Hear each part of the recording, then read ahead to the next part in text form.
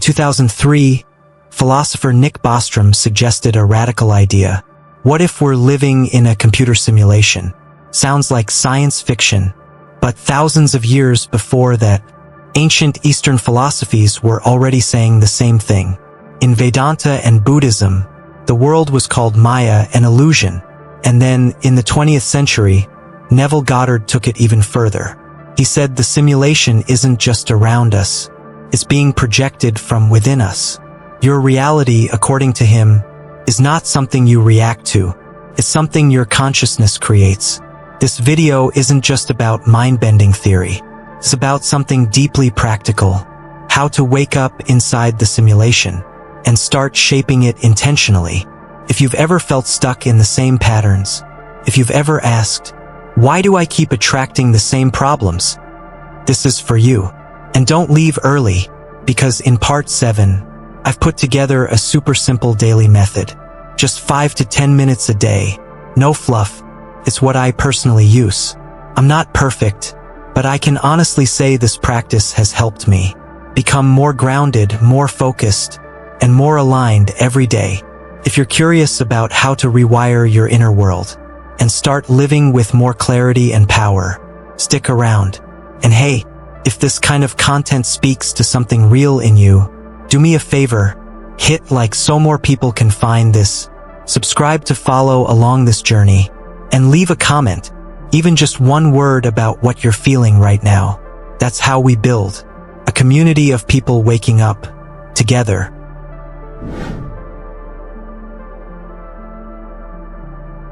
Neville Goddard's ideas didn't appear out of thin air.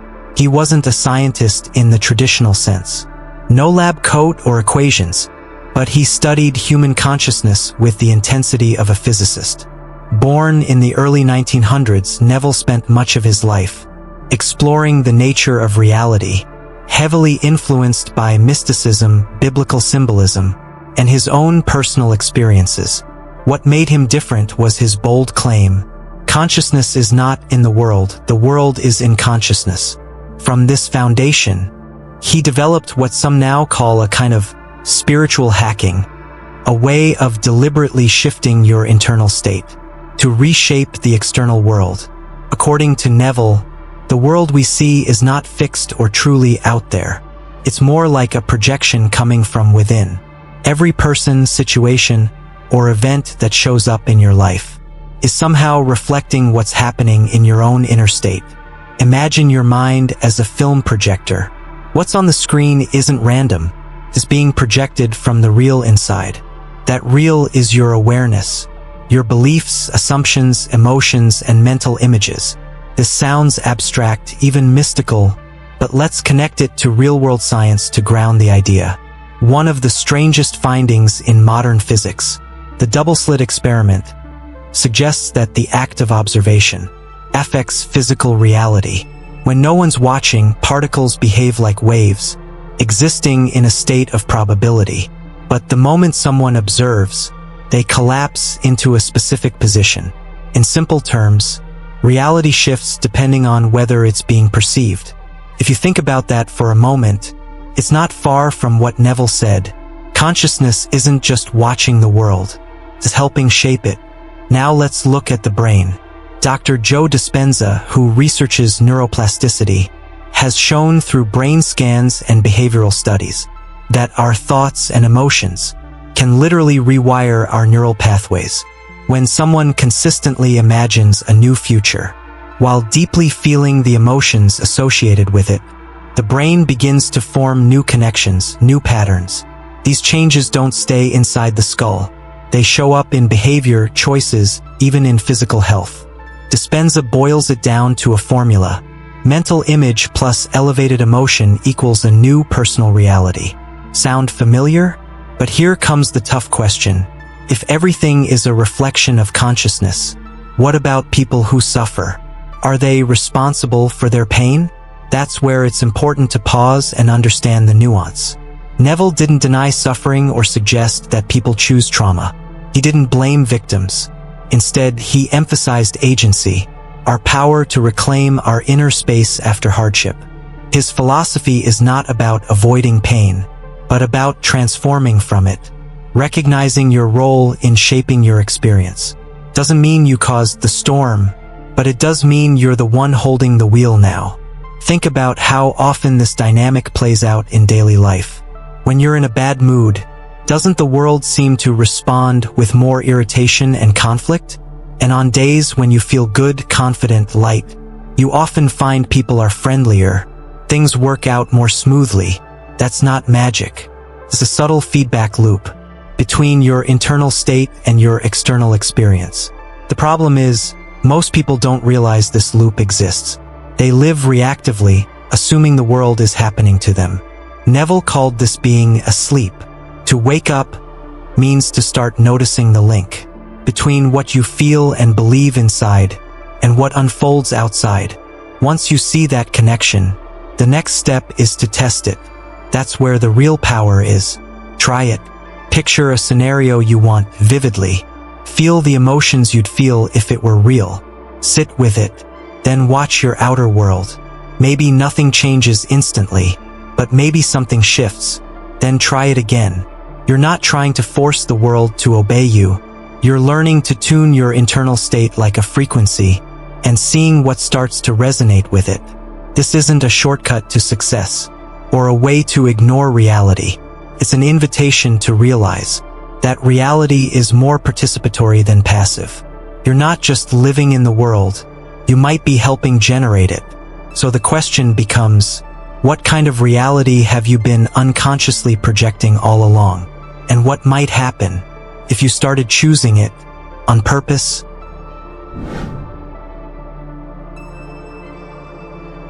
If consciousness shapes reality, as Neville Goddard suggested, then learning to focus and quiet that consciousness becomes crucial. One of the most powerful tools for doing this is surprisingly simple, an ancient meditation. But let's be clear from the start. This isn't about sitting cross-legged just to relax. Meditation, when understood as a tool for reality programming, becomes something far more profound. Think of it this way. Your mind is constantly picking up signals. News, notifications, opinions, worries, old memories. All of it forms a noisy stream of data, running in the background. That noise becomes your default frequency, a kind of mental autopilot, made up of past experiences, assumptions, and unconscious patterns. Most people live in that noise. Meditation is how you cut the signal.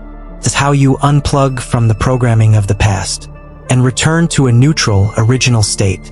In many traditions, this state is called no mind or emptiness, but in practical terms, it's a reset button. Neuroscience backs this up. Brain scans of long-term meditators show actual changes in the prefrontal cortex, the area linked to decision-making, focus, and emotional regulation. Regular deep meditation reduces activity in the amygdala, the part of the brain that processes fear and stress. What this means is, you're not just calming down. You're literally reprogramming the way your brain responds to reality. You become less reactive, more present, and more capable of choosing how you engage with your experience. This isn't just theory. Look at history. In Buddhism, the moment of the Buddha's enlightenment happened during deep meditation under the Bodhi tree. He wasn't chasing something outside himself. He was sitting still, going inward. In Christianity, Jesus often withdrew to pray alone in silence, especially before major events in his life. Silence and stillness weren't escapes. They were preparation, a way to align deeply with something beyond the surface chaos of the world. Here's the practical value. Meditation helps you shift from the unconscious programming that's been running your life into a space where you can actually write new code. If your thoughts and emotions help shape your reality, then meditation is how you stop feeding the old loops. You create a kind of gap, an opening. And in that opening, you gain access to a part of your mind that's not reacting, it's creating. But let's be honest, this isn't always easy. Sitting still in silence can be uncomfortable, especially at first. Your mind will resist. Thoughts will flood in. You might feel bored, restless, or even anxious. That's part of the process. It's like cleaning out a cluttered attic. You have to face the mess before the space feels clear. But over time, something shifts. You start to notice patterns. You become less attached to every thought. And eventually, a sense of quiet emerges, not just around you, but inside you. And that quiet, that's not just peace. It's power. It's the blank screen before a new projection. It's the moment where you stop reacting to the simulation and start reprogramming it. So no, meditation isn't just about stress relief. It's about stepping out of the noise long enough to remember that you are the programmer. Silence isn't emptiness. It's potential. It's the space where change begins.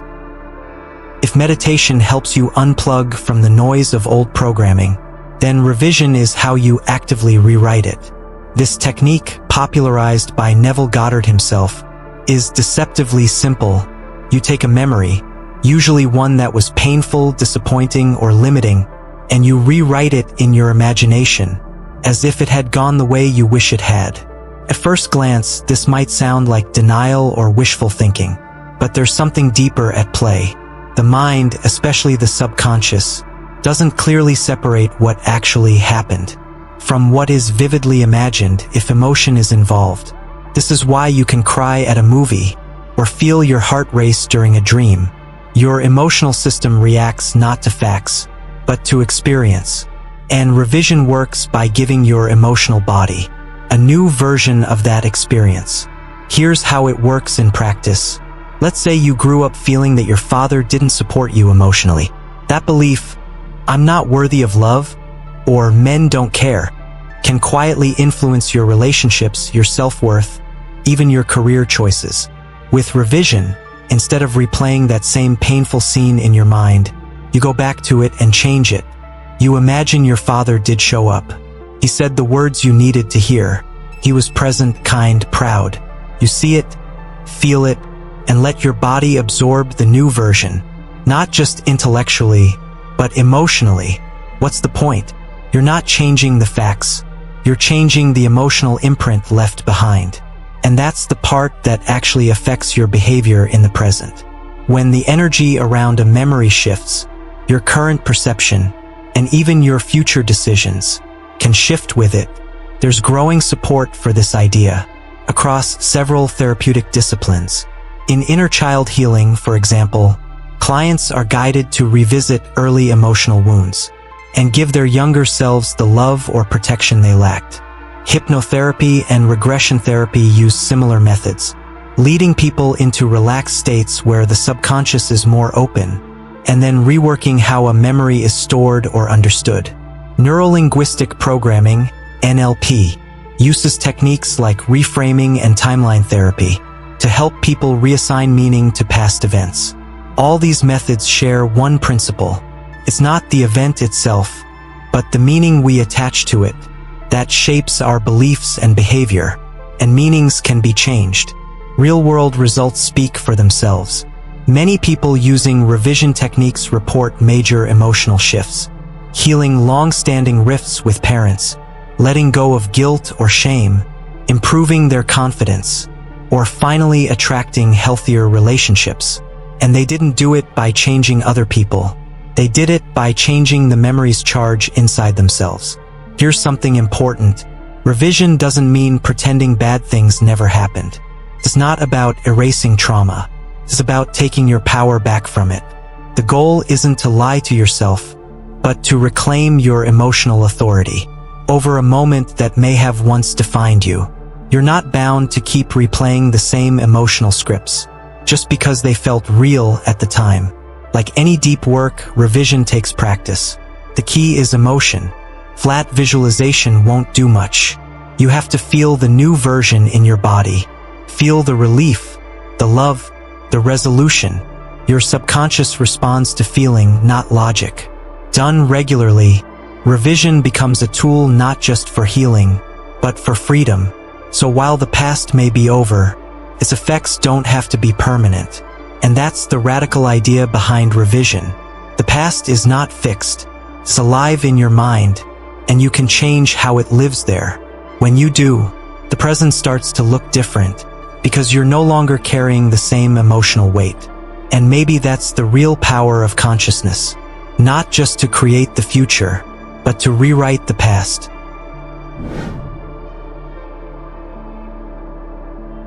Let's start with something practical. Imagine two people both want to become healthy. One says, "I'm trying to be healthier." The other says, "I am a healthy person." Now watch what they do. The first might dabble, go to the gym once, skip the next day, eat a salad but snack on junk later. The second one, they live like someone who's already there. They meal prep, get enough sleep, work out consistently, not because they're forcing themselves, but because it's simply what a healthy person does. This is the essence of living in the end. A core teaching from Neville Goddard. It's not about endlessly wishing for your goals. It's about being the version of yourself who already has them, not someday now. It's not about fake it till you make it. It's about feel it until it's real. Living in the end is not just visualization. It's embodiment. You don't just see the future you want. You feel it, you believe it, and most importantly, you act from it. You step into the identity of the person who already lives that future. That subtle shift changes everything. Modern cognitive psychology supports this in a big way. The brain is essentially a prediction machine. When you consistently pair a mental image with an emotion, especially one that feels real, your brain starts to create new prediction models. In other words, it stops operating based on your past and starts aligning with your envisioned future. It begins to expect that new version of reality, and your behavior adjusts accordingly. You start making choices consciously and unconsciously that support the new identity. This is why affirmations and visualizations alone often fall flat for people. It's not just what you say, it's how deeply you feel it.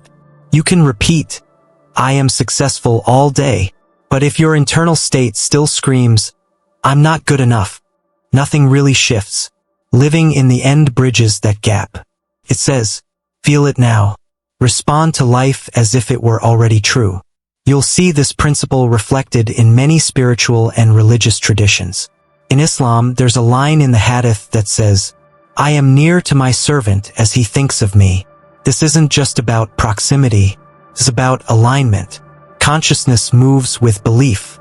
When your thoughts consistently align with a future state, that state draws closer, not by magic, but by perception, action, and resonance. Let's go back to the health example. Say someone starts affirming every morning, "I am full of energy and my body is strong." At first, it might feel awkward or fake, but over time, if they pair that statement with the emotion of actually feeling energized, just for a moment, the body starts to respond. The brain picks up the signal, and slowly choices shift. They crave different foods. They prioritize rest. They start exercising, not from willpower, but from identity. That's the key. Behavior driven by identity is sustainable. Behavior driven by pressure eventually collapses. Now here's the twist. You can't fake this with logic. You have to go there emotionally. You have to sit with the feeling of, what if it already happened? And let your nervous system adjust. For most people, the present moment is where they replay the past. But it can also be where you rehearse the future. And that's where this all comes together. The present moment is the place where the future gets shaped. Not tomorrow. Not when everything is perfect. Now, right now is where your internal state begins transmitting signals through thoughts, emotions, actions that shape what comes next. Every moment is a kind of casting call. What role are you playing today? The future isn't waiting to happen. It's listening to who you're being right now. Of course, doubt will creep in. What if it doesn't work? That's normal. The mind clings to the familiar. But here's the thing. The more you return to the end state, quietly, consistently, with feeling, the less grip the old story has on you. You stop being someone chasing change, and you become someone living it. Even if results take time to show up, your inner landscape transforms immediately. And that change often starts a chain reaction. you never could have predicted. So ask yourself, what does it feel like to have already arrived? What does that version of you know? What does that version of you do differently today? Living in the end isn't about ignoring reality. It's about choosing which version of reality you want to respond to. Because the truth is, the present moment isn't just a place where you wait for life to unfold. It's the place where you shape it.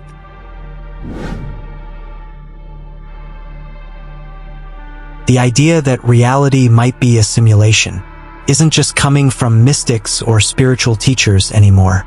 In fact, it's a growing topic. In the world of theoretical physics and cosmology, people like Elon Musk have famously said, there's a 1 in billions chance we're not living in a simulation.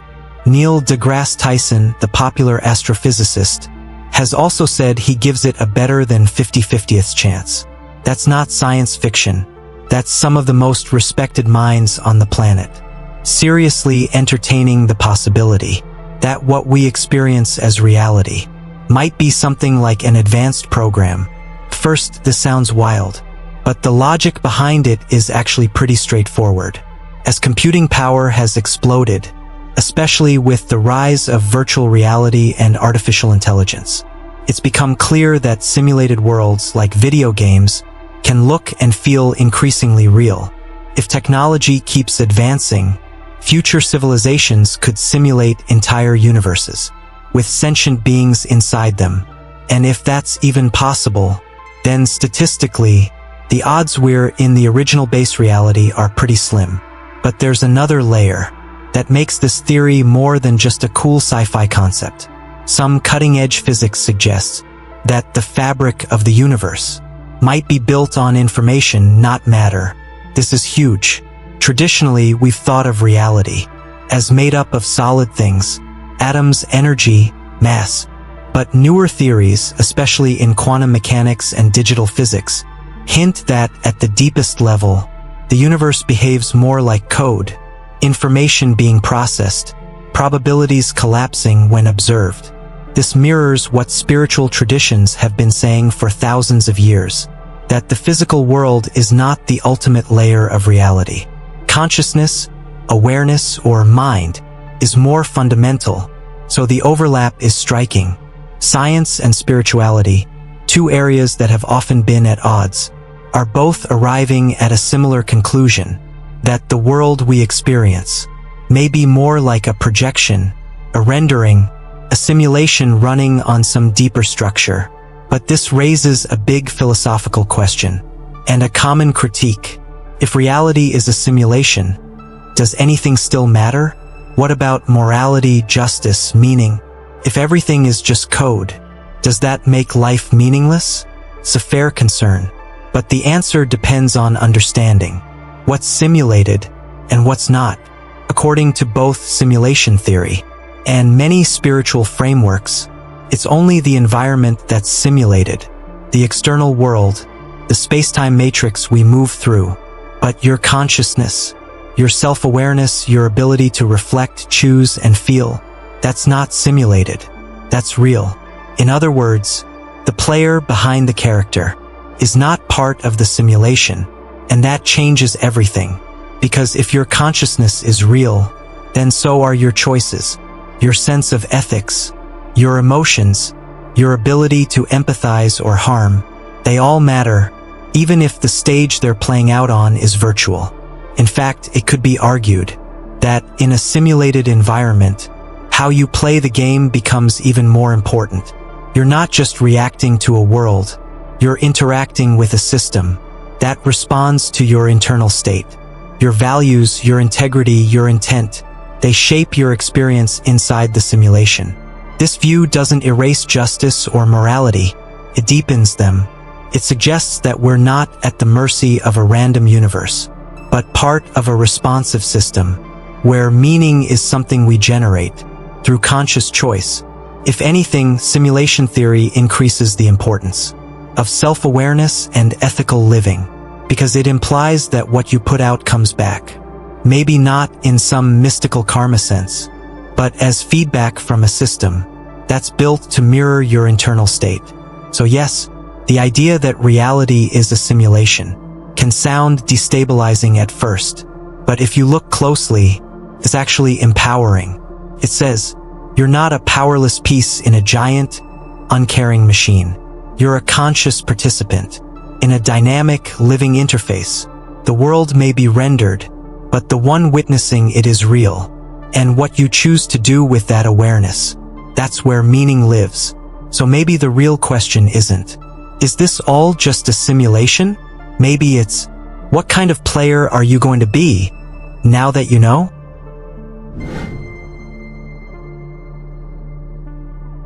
Neville Goddard often said that life is a dream, and you are the dreamer, but not just passively dreaming. You're also the actor playing the role, the director calling the shots, and the audience watching it unfold. That's the real shift, realizing you're not stuck inside a simulation someone else designed. You're the one generating it, shaping it, learning from it. This idea isn't unique to Neville. In Vedanta philosophy, in Buddhism, and in Taoism, there's a shared thread, awakening from illusion. In these traditions, the illusion isn't that the world doesn't exist, but that we mistake our current perspective for the whole truth. We think we're separate, limited, powerless. But when you start to see life as a projection of your inner state, when you recognize the patterns and emotions that keep repeating, you start to wake up.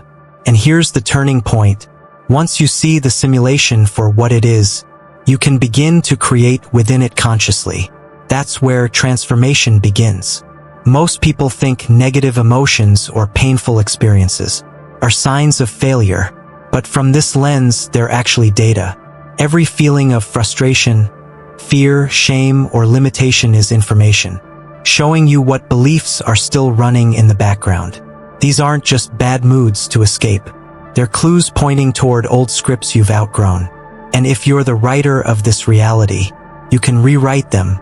This leads to one of the most powerful questions a person can ask. Who am I in this universe? Not the roles you play, student, employee, parent, partner. Not your past, not your resume. But at the core, what identity are you operating from? Most people live out beliefs they never consciously chose. I'm not good enough. I don't belong. I have to work hard to be loved. These aren't facts. They're scripts, learned, absorbed, repeated until they felt real. And as long as those beliefs run the show, they shape how you move through life. But here's the shift. When you change the belief, the behavior changes too. Let's say someone carries the belief, I'm not smart enough. Every action they take filters through that lens. Hesitation, overthinking, avoidance. But what happens when they shift that core belief to, I'm someone who learns quickly and adapts well? Their behavior naturally aligns with that new identity. They speak up more, take on challenges, bounce back faster. Same person, new operating system. This is why personal transformation isn't about fixing yourself. It's about updating your identity. And that starts with awareness, then intention, and then practice. One powerful tool here is manifestation journaling. This isn't about making wish lists. It's a daily practice of writing. From the version of you who already lives the life you want. You write in the present tense. I'm grateful for how confident I feel during meetings. My creativity flows effortlessly. I attract opportunities that align with my purpose. Pair that with emotional connection. And you're not just writing, you're reconditioning your subconscious. You're signaling to your nervous system, this is who I am now. And over time, your outer world starts to reflect that new inner blueprint. Another key is affirmations, but used correctly. Not just saying positive things, but choosing statements that feel just on the edge of believable. Something your system can lean into. Instead of forcing, I'm a millionaire when it feels hollow, try, I'm learning how to create wealth in ways that feel aligned.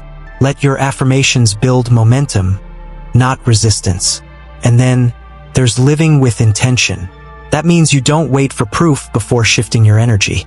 You don't say, I'll feel confident once I get the job. You say, I'll feel like someone who belongs now, and watch the right opportunities align with that energy. You choose your vibration first, and let reality adjust second. Of course, this takes practice.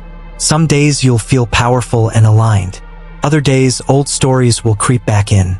That's okay. This isn't about perfection. It's about persistence.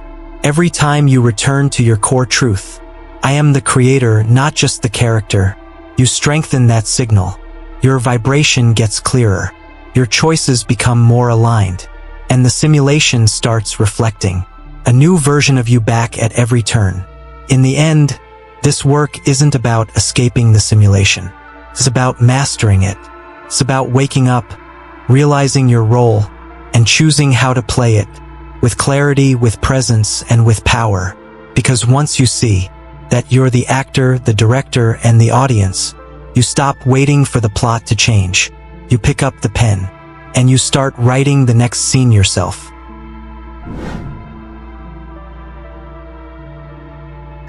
It's one thing to talk about simulations, consciousness, and rewriting identity, but change only happens through practice. That's the bridge between theory and transformation. Just like debugging software, you debug your personal simulation by working with your thoughts, emotions, and energy every day. It doesn't have to be complicated, it just has to be consistent. Here's a simple daily routine that anyone can follow. It doesn't require hours of your time or any special tools, just your attention and willingness. Each morning, write down 3 things you want to create, but write them in the present tense. Not, I want to have more confidence, but I speak clearly and people respond to me. Not, I hope to find peace, but I feel calm and grounded throughout my day. This small shift tells your subconscious, this is who I am now. And that begins to change your internal code. Spend 5 to 10 minutes in meditation right after that. The goal here isn't to achieve enlightenment or erase all thoughts. Just sit quietly, breathe, and let the mental noise settle. Think of it like clearing the cache in your mind, removing old scripts, calming reactive loops. You're creating space, so your intentions have room to land. No pressure, no perfection, just presence. Before bed, revisit your day and revise anything you didn't like. Maybe someone was rude, or you reacted in a way you regret. In your imagination, change the scene. Picture yourself responding calmly, or imagine the conversation going better. Feel it as if it had actually happened that way. This isn't delusion, it's emotional reconditioning. You're shifting how your body holds memory, and that affects how you show up the next time. It's important not to expect instant results. You're not casting spells, you're planting seeds, and like any garden, takes time, care, and patience. You water it with belief, you nourish it with aligned action, and over time, reality begins to reflect what you've been growing inside. What's powerful is how these personal shifts don't just affect you, they ripple outward. When one person shifts their consciousness, when they stop living from fear, guilt, anger, and start embodying calm, clarity, and love, it changes the emotional environment around them. Ever been around someone who just feels grounded? Who doesn't get pulled into chaos? Who listens fully? Who moves through life with a kind of quiet strength? That energy is contagious, pulls others into resonance. Carl Jung talked about the collective unconscious, a shared field of thought and archetype that connects us all. Thinkers like Greg Braden and David Hawkins expanded this into the idea of collective consciousness, that when one person raises their state of awareness, it has the potential to lift others. Hawkins even mapped levels of consciousness, from fear to courage, acceptance to love, and showed that one person operating at a high frequency can counterbalance the lower frequency of thousands. This isn't a metaphor, it's energetic math. If you let go of bitterness and start living from compassion, you might not say a word, but your family feels it. Conversations shift, tensions ease. If you walk into work with calm instead of stress, your team reacts differently. If you start treating yourself with respect, people notice, even if they don't know why. You're changing the emotional blueprint around you. You become a quiet signal in the noise. And the more people do this, the more the collective simulation begins to shift.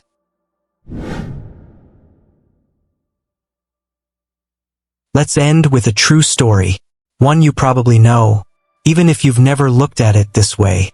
Oprah Winfrey, one of the most influential women in the world, didn't come from privilege. She grew up in poverty, faced abuse, and lived through countless obstacles. But what changed her life wasn't just hard work, it was awakening. She began to understand that her thoughts, her self-worth, and her inner world were not just personal, they were creative forces. She often speaks about the power of intention, about how she stopped living from reaction and started aligning her actions with a deeper sense of purpose. She didn't just escape hardship, she transformed herself from within. That shift is what turned a young girl from rural Mississippi into a global icon. Her life isn't just a story of success, it's a story of someone who learned how to co-create her own reality. And that's the spirit of everything we've explored here. You are not a passenger in this life. You're the one writing the map. The simulation, if it exists, isn't a trap, it's a canvas. And the brush is your consciousness. Meditation helps you reset the system. Revision lets you rewrite old code. Living in the end anchors you in your future self. And daily practice keeps your signal clear. Everything in your outer world mirrors what you hold inside, not in some vague or magical way, but through identity, belief, emotion, and action. You are the actor, the director, and the witness. And once you realize that, life stops feeling random. It starts to feel intentional. So, if this message spoke to something real in you, don't keep it to yourself. Like this video so it reaches others who might be stuck in their own loop. Subscribe if you want more content that's grounded, honest, and genuinely useful. And drop a comment. What's one shift you're ready to make in your inner world? Your story might be the one that sparks someone else's awakening. See you in the next one, on the other side of the dream.